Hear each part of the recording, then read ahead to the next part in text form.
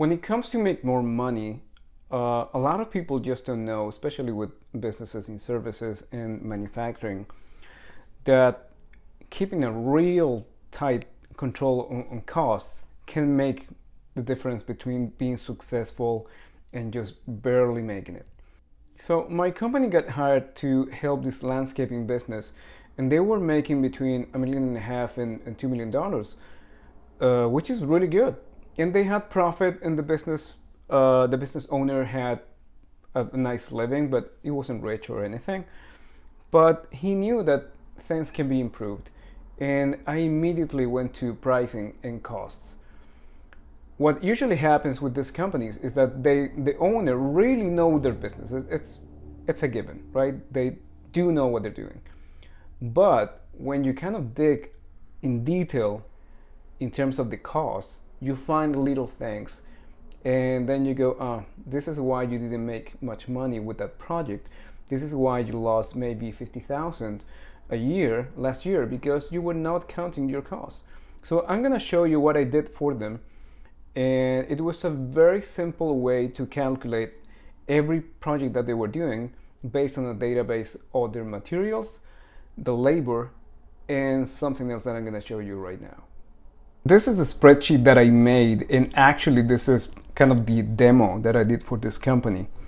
And because you're not gonna see the full database, but this was enough for the owner to say, okay, you're right, excuse me, we were not calculating this way, which is more precise. So I'm gonna go through all the sections. So this was a landscaping company, right? And they had a bunch of different type of jobs, just mowing, or for big buildings, planting trees and irrigation systems. And they got to do a bunch of things. It was a team of close to 20 people. So they had a lot of things. So the demo I made for the owner, I just went to one website and I just put just one area, irrigation, of their total amount of jobs that they did. And just I put a little categories and the parts and the quantities and the retail price or the unit price and the total. The other section, this is materials. This next section was labor, that they were miscalculating this, and I'm gonna tell you why. And the one section that they were not calculating was transport, right? And at the end you have a breakdown of all the costs. So the way I did this, and I hope you can use this if you are in the service industry. First of all, you have to have a database, in this case of the materials, right? So let's say you go to the database and you can go to a website, let's say SiteOne, and I just put just a few of the materials that I just found in the first page of the website. I didn't go through a lot, and just put random prices, right? And I think they're actually precise.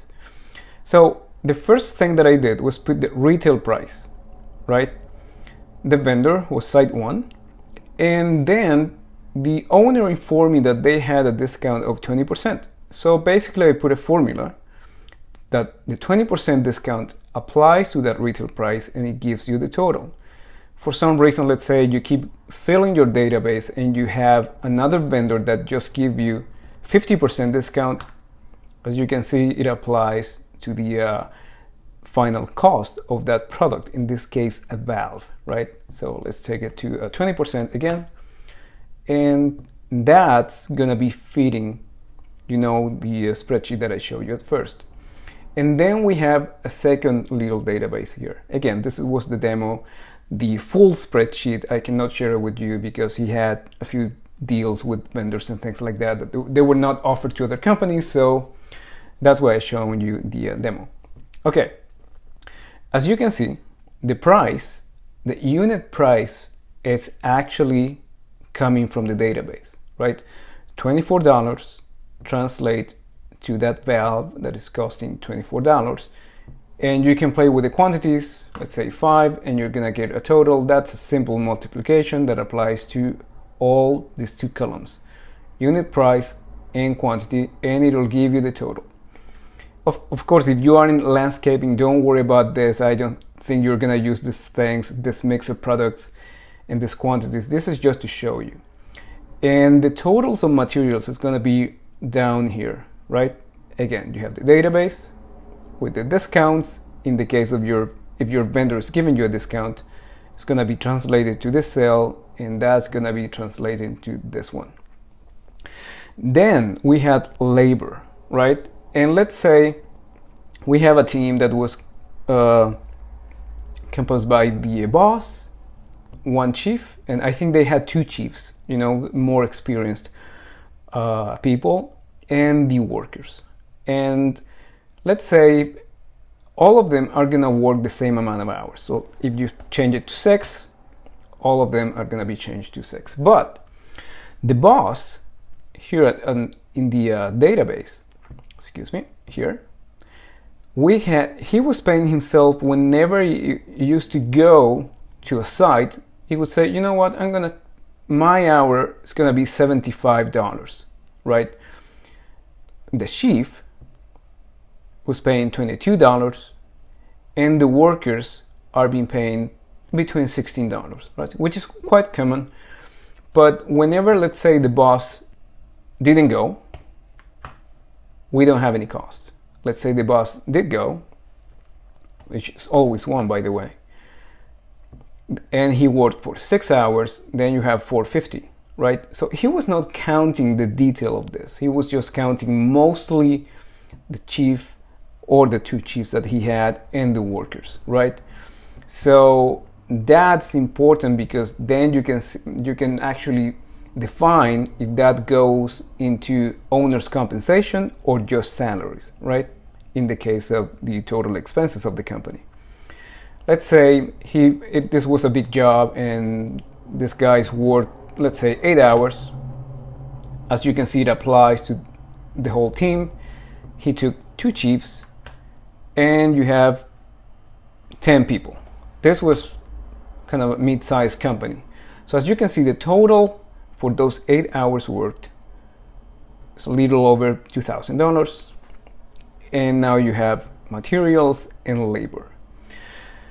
So they have a bunch of trucks, and they were not really counting this, which is transport. And I'm gonna explain you why this was made an actual difference. Because first we have the number of vehicles, the number of days that this job would take place, and the destination. They were in Greenbrier, Tennessee, and they would move through a bunch of cities. And I took these cities from the recent jobs that they had, right? So for this, we go back to the database. I made a database of the cities and the miles that they were traveling one way. From Greenbrier to Nashville is 21 miles. The one that had the most was College Grove, 44 miles one way. Okay, transport. This one was a little oversight from the company, because they were not really taking this little amount, that sometimes was not that little, into consideration of the costs. So we're gonna do just one vehicle one day, and we're gonna select those cities that we have from the database. Let's say College Grove, which is the farthest, and we're gonna do 44 miles, right? And diesel was 50 cents per mile, but because it's both ways, basically counts like $1 a mile, right? So very easy calculation. So let's say you take two vehicles. Now you have this amount, right? If you're gonna go somewhere else, you get this amount. We're gonna go back to the other example. But this is the part they were not counting. Sometimes they were going one day to do the evaluation, so it was not just one day in terms of transport. It was 2 days of traveling to the location. The first one for evaluation, and the second day to actually do the job. So now, instead of having $88, they have $176. To me, that's a difference, right? And again, if we're gonna add that 2 hours more to that job because they had an evaluation day and they went 2 hours or whatever, let's say now you have 10 hours. So again, little by little, and if you multiply the whole thing by 100 jobs a year, it'll give you a lot to think about. Okay, so we have three totals: the materials, the labor, and the transport. And now we have a breakdown. The total materials is 480 right there, labor 2790, and transport 176. But the owner always was charging, let's say after the cost of materials, I want to add 30% of my cost so I can have a little profit there. Okay, if we want to change that, it'll be translated to this formula here, right? But we're gonna do what he wanted, 30% above the cost of the materials, 480, right? So now you have that the cost total, all of these areas plus the materials markup is 3590, right? So let's say if he wants to make 15%, right? That would be 650 in profits, and the pricing, the project price would be that number that you have there. If you want to make that 700, you know, you'll be making that 16%, and you're gonna have to charge that. So as you can see, this is very simple to do, but most people concentrate just on this.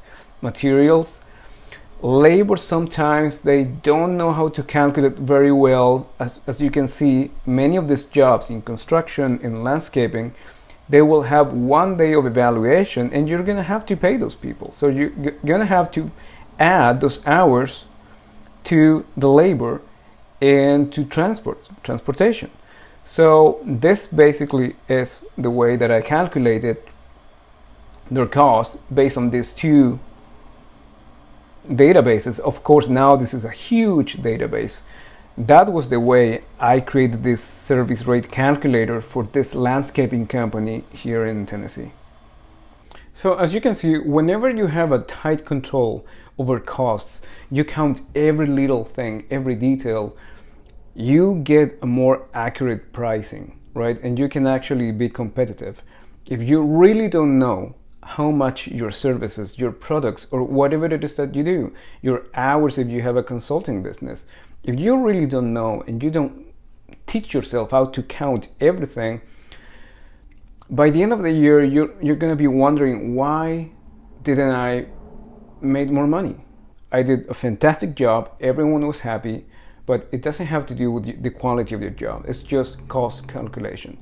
So if you like the video, please subscribe, and see you next time.